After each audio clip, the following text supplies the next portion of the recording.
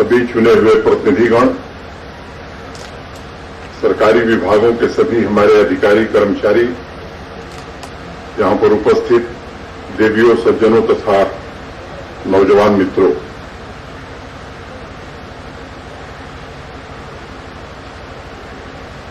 अभी मेरे पूर्व कई वक्ताओं ने बहुत बातें विस्तार से कही हैं। 2 अक्टूबर बापू के जन्मदिन से ये बैक टू विलेज 3 अभियान की शुरुआत हुई थी।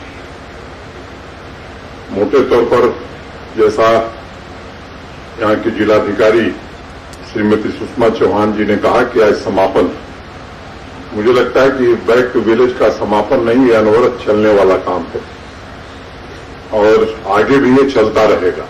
ये टुकड़ों में 1, 2, 3, अभी 4 भी होगा, 5 भी होगा, क्योंकि जो व्यवस्था भारत सरकार में देश के सम्माननीय प्रधानमंत्री जी ने बनाई है, पंचायतें स्वयं ही स्वावलंबी आर्थिक रूप से हों, इसके लिए मनरेगा और वित्त फाइनेंस कमीशन से निरंतर उन्हें धन उपलब्ध कराया जा रहा है।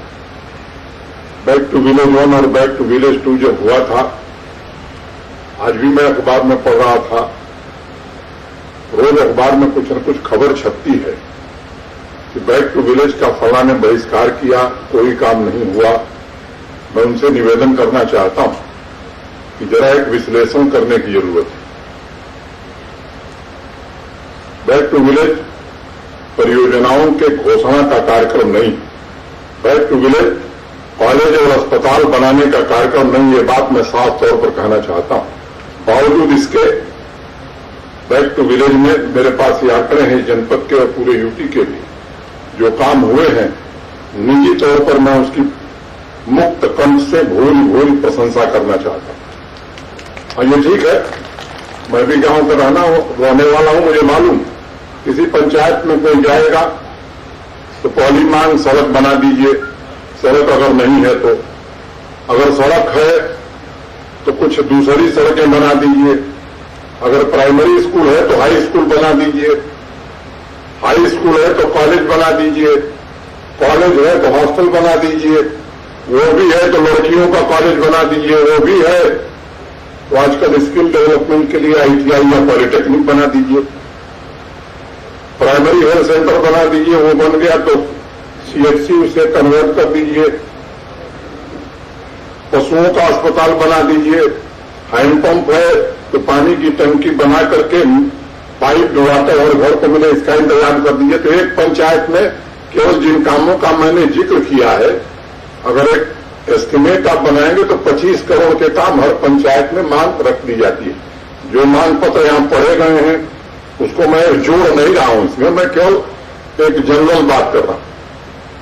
और इसलिए मुझे लगता है कि बैक टू विलेज 2 के काम पूरे करने के लिए हर जनपद को मनरेगा और फाइनेंस कमीशन का जो पैसा मिला है, उसके अलावा 2.5 करोड़ रुपए अलग से हर जनपद को दिए गए। और इस बार बैक टू विलेज 3 शुरू हो तो मनरेगा और फाइनेंस कमीशन के पैसे के अलावा 10 लाख रुपए हर पंचायत को प्रोत्साहन राशि के रूप में दिया गया। और मोटे तौर पर अगर आप आंकड़ा लगाएंगे तो शायद कोई पंचायत इक्का दुक्का मिलेगी जिसमें 50 लाख रुपए नहीं है। ऐसी भी पंचायतें हैं जिनमें 1.5 करोड़ रुपए है फाइनेंस कमीशन, मनरेगा और ये 10 लाख मिला करके। ये अभियान इस बात का है कि पंचायत के चुने हुए प्रतिनिधि पंचायत में रहने वाले नागरिकों की राय से योजना बनावे। हमारे जैसे लोग या हमारे जो अधिकारी हैं, कर्मचारी हैं, वो काम कौन सा होगा ये निर्णय न करें, बल्कि चुने हुए प्रतिनिधियों और वहां के नागरिकों के फैसिलिटेटर के रूप में आप काम तय करिए। वो काम ठीक से हो, सुचारू रूप से हो, इस काम को आगे बढ़ाने की भूमिका में ये बैक टू विलेज का कार्यक्रम हुआ। मुझे प्रसन्नता है, कुछ कामों का आज लोकार्पण या उद्घाटन करने का भी अवसर मिला और कुछ के शिलान्यास भी हमने किए हैं। इसी बैक टू विलेज कार्यक्रम में बाहर वो बोर्ड लगे हैं। मीडिया के मित्रों से मैं कहना चाहूंगा कि जरा उनका भी विवरण अखबार में दिया करेंगे तो अच्छा होगा।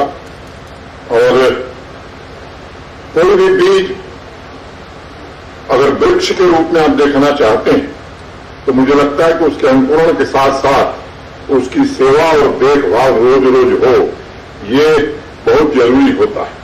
महीने के हिसाब से अगर खाद पानी डालेंगे तो बीज कभी वृक्ष नहीं बन पाएगा।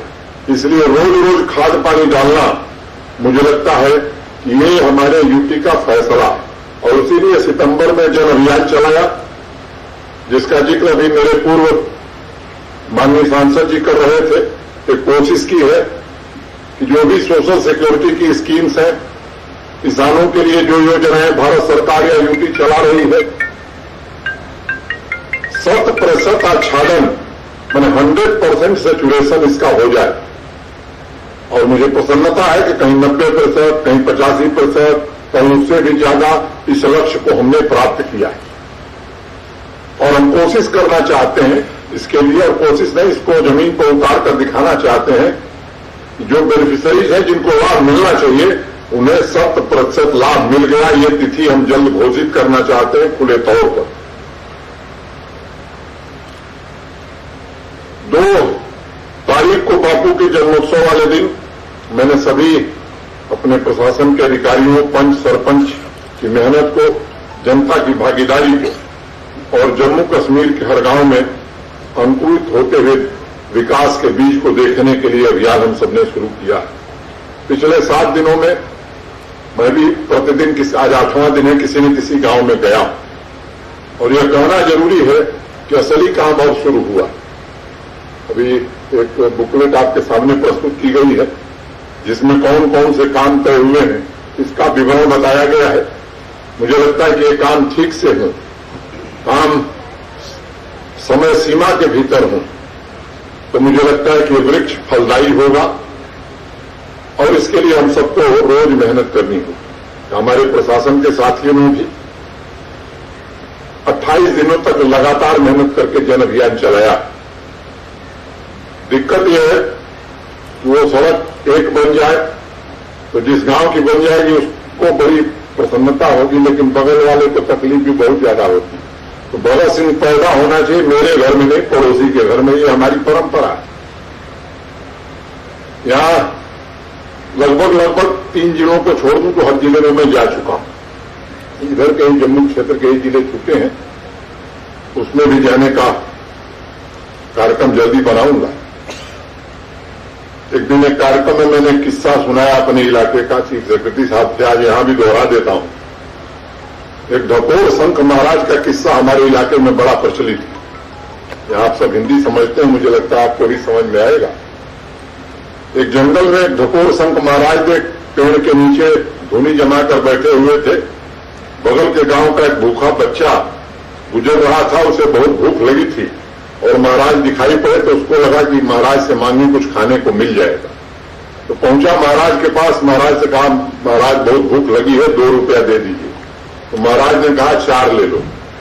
तो बच्चे ने कहा 4 दे दीजिए। तो महाराज ने कहा 8 ले लो। तो बच्चे ने कहा महाराज 8 दीजिए जल्दी से, बहुत भूख लगी है, जान चली जाएगी। तो महाराज ने कहा 16 ले लो। बच्चा जितना मांगता था महाराज दुगुना देने का आश्वासन बराबर देते थे, लेकिन देते कभी कुछ नहीं थे। तब से हमारे यहां कहा जाता है कि हम ढकोर संखोस्मि बदामी च ददामी ना, मैं ढकोर संख हूं, मैं केवल बोलता हूं, देता कुछ नहीं। मैं समझता हूं कि घोषणाओं का भी यही असर होता। 15 साल पहले, 16 साल पहले घोषणा हो गई, परियोजना शुरू हो गई, अभी चल रही है, कब पूरी होगी भगवान भी नहीं जानता, और जिन्होंने शिलान्यास किया मुझे लगता है उनको तो जरूर ही नहीं पता होगा। मुझे लगता है कि इस वर्क कल्चर को बदलने की जरूरत है, और साफ साफ बताने की जरूरत है कि ये काम हो सकता है, ये नहीं हो सकता है। और मुझे लगता है कि इससे परस्पर विश्वास बढ़ेगा। संसाधनों की सीमाएं, हर काम 1 साल में हो जाएगा, मैं समझता हूं कि ये संभव ही नहीं। हाँ, लेकिन बैक टू विलेज एक कार्यक्रमों को तय करने या प्रोजेक्ट्स की घोषणा करने का कार्यक्रम नहीं, मैंने उसका उद्देश्य बताया है, मेरे पूर्व के वक्ताओं ने भी बताया। लेकिन इसका अर्थ ये नहीं है कि जो बातें आप कह रहे हैं वो नहीं होनी चाहिए। डिस्ट्रिक्ट प्लान भी बनेगा, यूनियन टेरिटरी का बजट भी बनेगा। जो प्राथमिकता के आधार पर जो काम होने चाहिए वो प्रशासनिक और वित्तीय एडमिनिस्ट्रेटिव और फाइनेंशियल अप्रूवल के साथ स्वीकृत हो, ताकि जब स्वीकृत हो जाए तो फिर उसे पूरा करने में कोई दिक्कत न हो। इस परंपरा को हम लोग आगे बढ़ाना चाहते। जन अभियान के दौरान एक ब्लॉक दिवस पर मैं अखनूर में आया था, श्यामलाल जी से उस दिन भेंट हुई थी। जनता, पंच और अधिकारियों से उस दिन भी संवाद मैंने किया था और उस प्रोसेस का मैं साक्षी बना। जागरूकता और विकास इस तरह से बढ़ सकता है गांव में, मैं समझता हूं जन भागीदारी के कारण ही यह संभव हो सकता है और ये क्रांति भी संभव है। कल मुझे राजौरी जाना था, बॉर्डर सटे हुए गांव में जाना था। 6 घंटे की यात्रा करके मैं गया। वहां लोग मान लिए थे कि नहीं आएंगे। मैं जब पहुंचा वहां तो लोग भी थोड़ा अचंभित थे कि साहब ये पहली बार हुआ है कि 6 घंटा सड़क से चल के कोई आ रहा है। लेकिन मुझे लगता है कि उनके चेहरे पर जो मैंने चमक देखी और जो महसूस किया मैंने, उनके चेहरे पर खुशी और उनके शब्द जो उनकी जबान से निकल रहे थे उसमें मोहब्बत थी, करुणा थी, कृतज्ञता थी और प्यार भरी शिकायत भी थी। यहां कई साथियों ने कहा कि ये नहीं हुआ, वो नहीं होगा, ये कब होगा। मुझे लगता है कि 70 साल के गड्ढे को 2-3 महीने में कैसे भरा जाए, ये अकल अभी मुझे नहीं आई। मैं कोशिश कर रहा हूं कि गड्ढे जहां ज्यादा है उसको जल्दी भरा जाए, जहां चला जा सकता है भी काम चलाया जाए, उसको भी भरने की कोशिश की जाएगी। मित्रों, बैक टू विलेज की मूल आत्मा जन भागीदारी, और मुझे लगता है कि आप भी यही हैं, प्रशासन के लोग यही हैं। हम सब मिलकर के अपने पंचायत को कैसे ठीक कर सकते हैं, विकास के कामों को कैसे आगे बढ़ा सकते हैं, ये बैक टू विलेज यही कार्यक्रम है। हमने जो संबंध जोड़े हैं जनता से प्रशासन में, मुझे लगता है कि इस कार्यक्रम की सुगंध यही है। वहां एक सरपंच साहब ने कहा कि वहां बड़े अधिकारी पहले नहीं आते थे। मैं गांव का खुद ही रहने वाला, गांव और शहर में बड़ी खाई पैदा हुई है पिछले 70 सालों में। और देश में जो वर्तमान सरकार है, जो देश के सम्मानित प्रधानमंत्री, वो बार बार इस बात पर बल देते हैं कि शहर और गांव की इस खाई को जल्दी से जल्दी कम किया जाए। मैं समझता हूं बैक टू विलेज उसी निमित्त ये शुरू किया गया है कि शहर और गांव की खाई कम हो, कैसे कम हो, इस दिशा में हम आगे बढ़ रहे हैं। 70 सालों में मैंने चर्चा की जो खाई पैदा हुई उसकी सबसे बड़ी वजह क्या है? एब्सेंस ऑफ गवर्नेंस और inaccessibility of offices in village area, in rural area, ये सबसे बड़ा कारण रहा है। और मैं समझता हूं बैक टू विलेज यही काम, यही गैप भर रहा है। 28 दिनों में जो आंकड़े मैंने देखे, और कोई भी जिम्मेदार आदमी उसे देखेगा तो अचंभित रह जाएगा। वही लोग, वही तंत्र 28 दिनों में, जिसे हिंदी में कहूं कि जादू कर दिया, मिरेकल कर दिया है लोगों ने। ऐसी ऐसी उपलब्धियां 28 दिनों में हुई है। किसी जनपद में लोग कहेगा 98% सीडिंग हो गई राशन कार्ड के आधार से, कोई कहा 100% किसान क्रेडिट कार्ड हमने वितरित कर दिया। अनेक इस तरह के अचीवमेंट्स पिछले 28 दिनों में इस यूपी ने प्राप्त किए हैं। कुछ कमियां हो सकती हैं हमारे अंदर, हर व्यक्ति के अंदर कमी होती है, हमारे अंदर भी होती, लेकिन केवल कमी देखना, मैं समझता हूं उससे काम कभी नहीं बनता है। हम अपनी कमी को खुद स्वीकार करने के लिए तत्पर हैं, हम नहीं और हमारे सारे प्रशासन के लोग अपनी कमी को स्वीकारेंगे अगर कोई कमी होगी तो। लेकिन आप हमारा मार्गदर्शन करिए, हमारा सहयोग करिए। हम खुले मन से, खुले दिल से बात कहना चाहते हैं कि वाकई गांव के विकास में कितना योगदान हम कर सकते हैं, कोई कसर हम छोड़ने वाले नहीं हैं। अगर आप एक कदम चलेंगे तो 5 कदम प्रशासन चलने के लिए तैयार है, ये बात हम कहना चाहते हैं।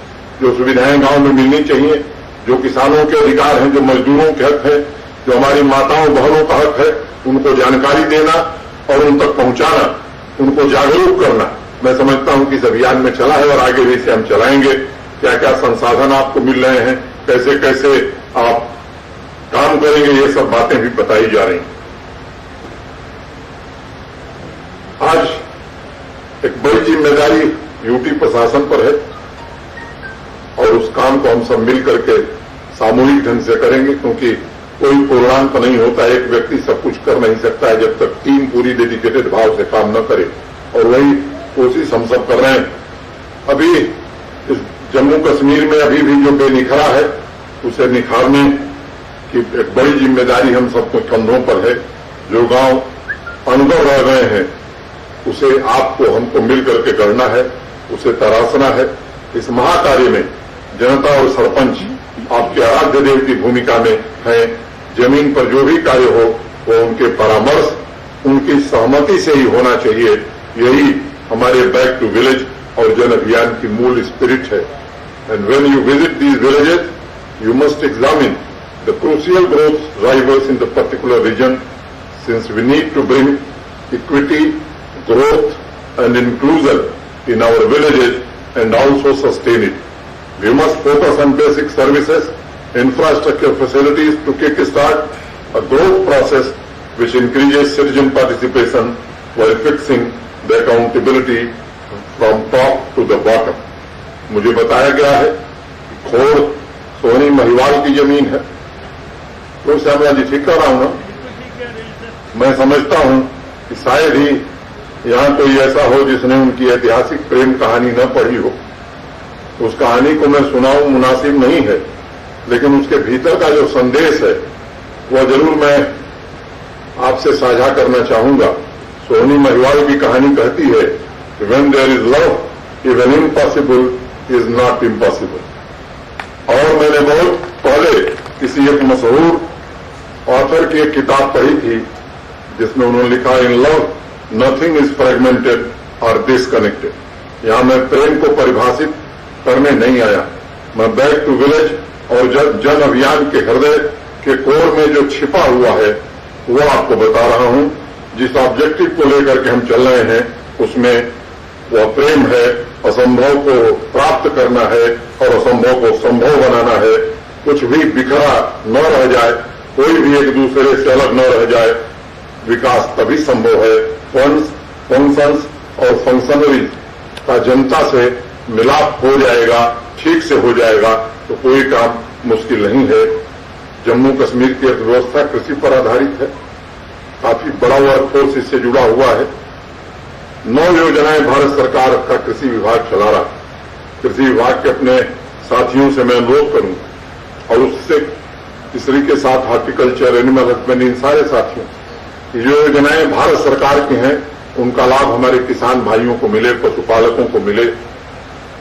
निश्चित रूप से उनकी स्थिति में बदलाव लाने में योजनाएं सहायक होंगी। प्रधानमंत्री जी ने जल संचय और जल सिंचन की बात बार बार वो करते हैं। माइक्रो इरिगेशन की जितनी भी स्कीम्स हैं 95% सब्सिडी भारत सरकार देती है, केवल 5% हमको लगाना है।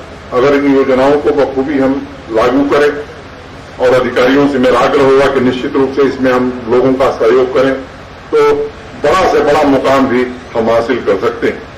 जन अभियान में आपको एक और आंदोलन चलाना होगा।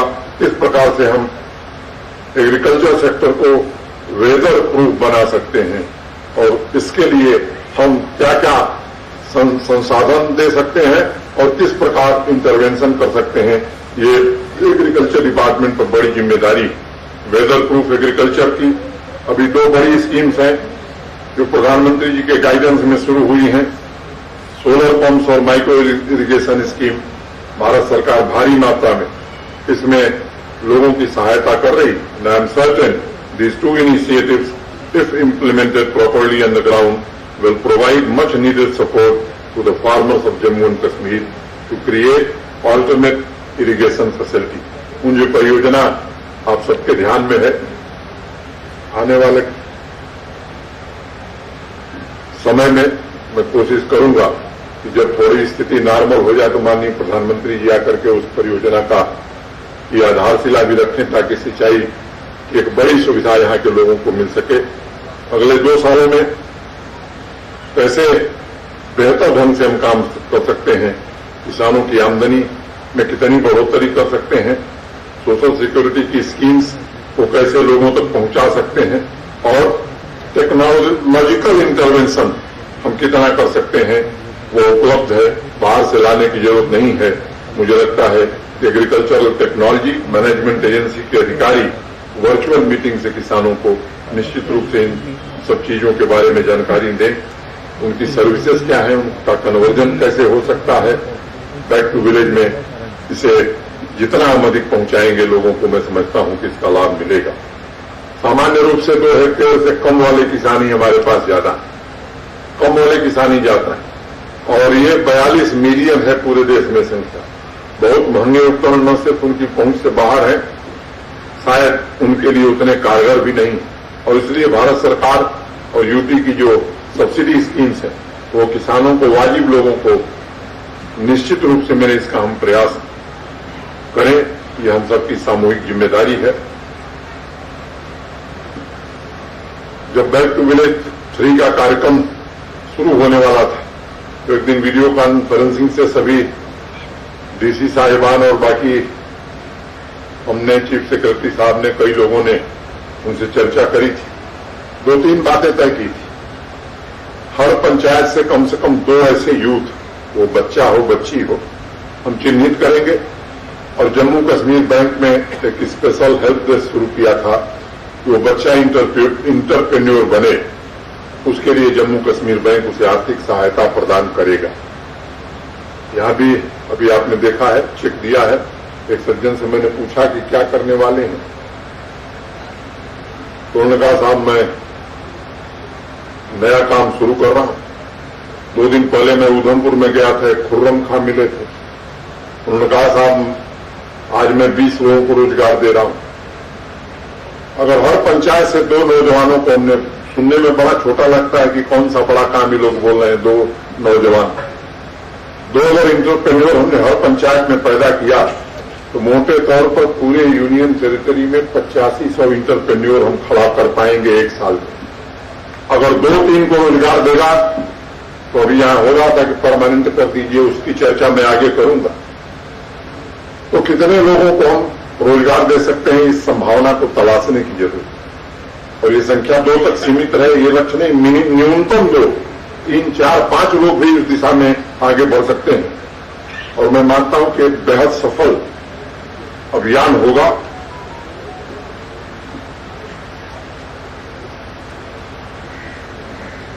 जॉब्स को लेकर के 4 अलग अलग स्कीम भारत सरकार की चल रही, और ये 100% सैचुरेशन हो, इसके लिए कोई अभाव नहीं है पैसे का। आप उसे जन भागीदारी की मुहिम से लागू करेंगे तो यह लक्ष्य भी बिल्कुल असंभव नहीं है।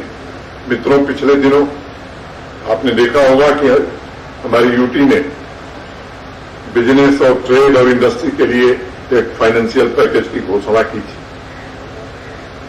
अच्छा इंडस्ट्रियल पैकेज था, सराहना भी उसकी हुई है, उसके लाभ भी अब लोगों को मिलने शुरू हो गए। हमारे यूटी की industrial policy, new industrial policy बन करके तैयार है।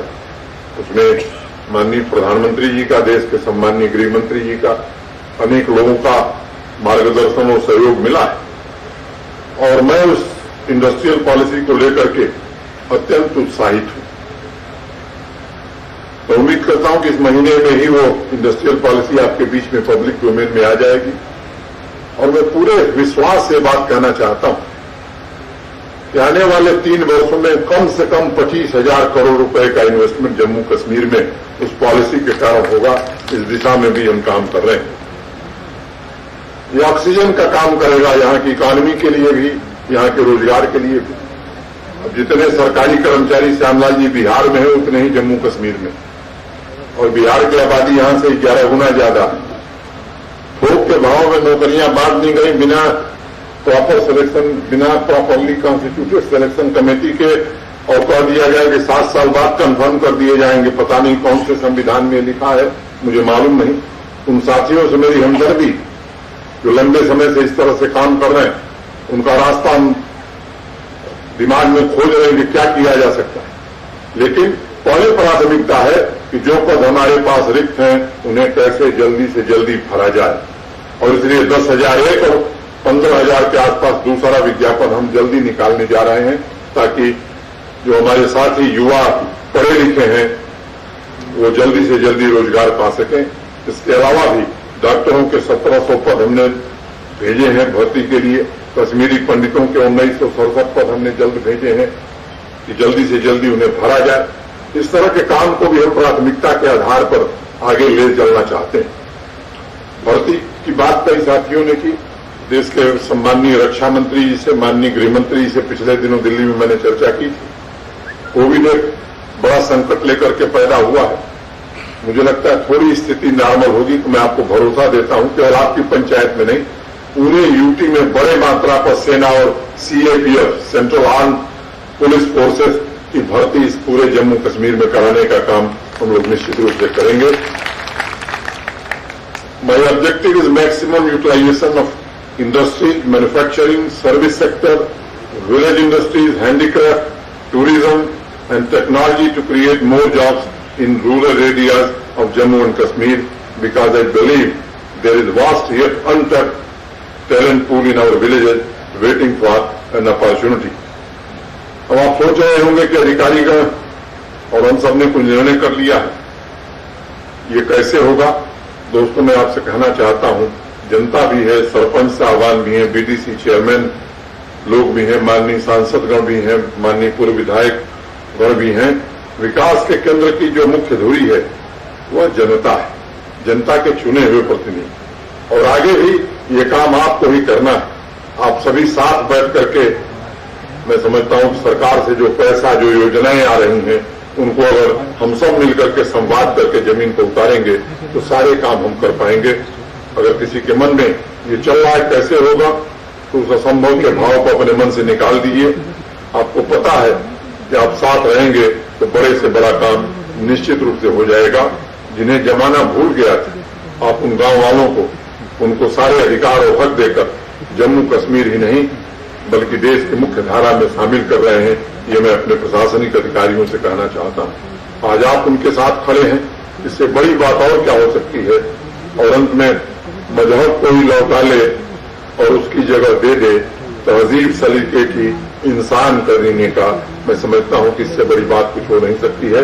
इस विकास की यात्रा में आप गरीब से गरीब आदमी को भी इंसान का दर्जा दें, उसे सम्मान दें, उसके अधिकार को उस तक पहुंचाएं। मैं समझता हूं इससे बड़ा काम संसार में, इससे पवित्र काम कुछ नहीं होता है और इससे बड़ी कोई कमाई भी नहीं होती है। मैं हाथ जोड़ करके आप सभी से आग्रह कर रहा हूं कि आप सबका सहयोग मुझे चाहिए, आपकी का साथ मुझे चाहिए। और मैं आपको भरोसा देना चाहता हूं कि पूरी सामर्थ्य, पूरी क्षमता और पूरी ईमानदारी से यहाँ के लोगों के भविष्य को बदलने के लिए हम कोई भी कसर छोड़ने वाले नहीं हैं। तुझे पाके खुद को मैं पाऊंगा कि तुझी में खोया हुआ हूं मैं। ये तेरी तलाश है इसलिए कि मुझे है अपनी ही जुस्तजू। एक छोटी सी कहानी सुनाकर अपनी बात खत्म करूंगा। एक बच्चे ने अपने घर के सामने के तालाब में चांद के प्रतिबिंब को देखा, बड़ा खुश हुआ कि चंदा मामा हमारे तालाब में दिखाई पड़ रहे। फिर थोड़ी देर बाद वो अपने दोस्त गुड्डू के घर गया, वहां तालाब में वहां भी चांद दिखाई पड़ रहा था। बड़ा परेशान हुआ कि ये कैसा चांद है, मेरे तालाब में भी, गुड्डू के तालाब में भी। बच्चा था, आकर के अपनी माता जी से कहा कि मां, मेरे तालाब का चांद गुड्डू के तालाब में क्यों दिख रहा है?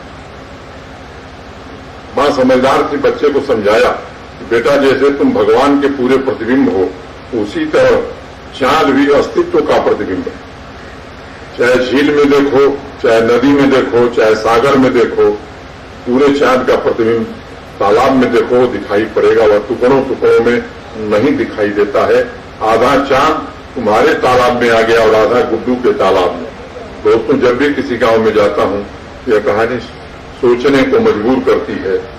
विकास और समृद्धि नाम का यह चांद हर गांव में पूरा क्यों नहीं प्रतिबिंबित होता है, क्यों न टुकड़ों में दिखाई पड़ता है? और जब बैक टू विलेज या जन अभियान की योजना हम सब बना रहे थे तो ये बात दिमाग में थी और इसलिए कोशिश की जा रही है विकास के पूरे चांद का एक जैसा प्रतिबिंब गांव में भी दिखाई पड़े, गांव के लोग भी उसको देख सकें। और उसके लिए जरूरी है कि हमारी सोशल वेलफेयर की जो स्कीम्स है, पेंशन्स हैं, उनका 100% सेचुरेशन किया जाए। और यह प्रयास बहुमुखी होना चाहिए। यह नहीं कि स्कूल बनाने की योजना आई, हमने बिल्डिंग बना करके अपने कर्तव्य की तीसरी कर दी। यह भी इंतजाम निश्चित रूप से करना होगा कि अच्छे टीचर्स और मॉडर्न एजुकेशन भी साथ साथ हो। बिल्डिंगों का काम यहाँ बहुत हुआ। अभी यहाँ के डिप्टी कमिश्नर ने बताया कि 117 117 क्या फिगर थी जो बिल्डिंगें यहाँ बनी हुई थी जिनका